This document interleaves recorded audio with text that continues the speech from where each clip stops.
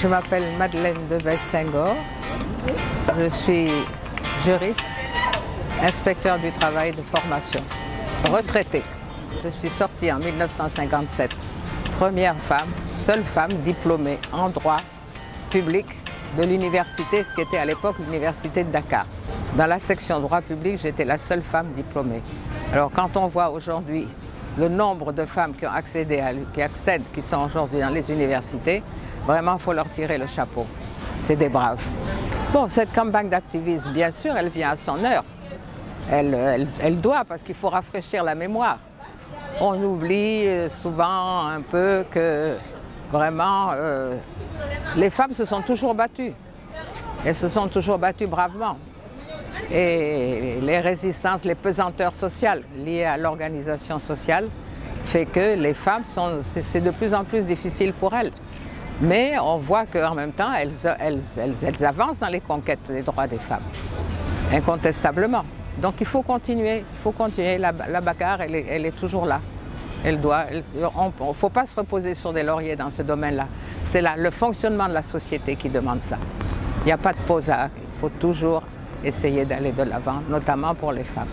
Mais je dois dire que quand même, leur engagement est payant, il est là, et quand même le code de la famille, même s'il y a des petites choses qui ne sont pas encore tout à fait celles-là, leur fait une place, somme toute, honorable.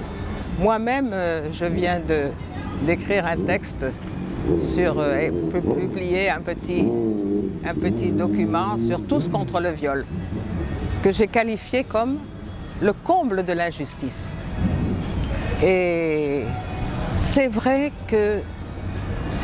Non, c'est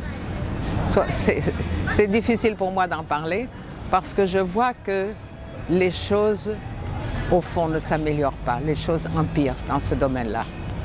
Alors, il y a lieu de s'interroger sur le fonctionnement peut-être de la société. Pourquoi il y a toujours de plus en plus de viols? C'est une grande question qu'il faudrait poser. On est au niveau du constat. Maintenant, il faut aller au pourquoi. Parce que ça ne peut pas continuer. Pourquoi la société évolue dans ce sens? Quels sont les correctifs qu'il faudrait apporter dans le fonctionnement de la société pour que quand même les femmes soient ne soient pas toujours violées, exposées, même les enfants, sans aller vers les formes perverses, comme je dis, de viol. Je pense que c'est une question sur laquelle on devrait vraiment mettre au centre de la table. Et il semblerait que la presse et des organisations, des gens comme vous, amenant à nous interrogeant des personnes et qu'à force d'en parler, un jour il y aura un grand débat. On fait une grande conférence, viol, VIOL, et puis on essaie de voir pourquoi et comment surtout, comment y remédier. J'ai employé un mot criminalisation, comme je dis, un mot de 15 lettres, mais sans résultat. Sans raison, on a criminalisé le viol, mais ça ne change rien.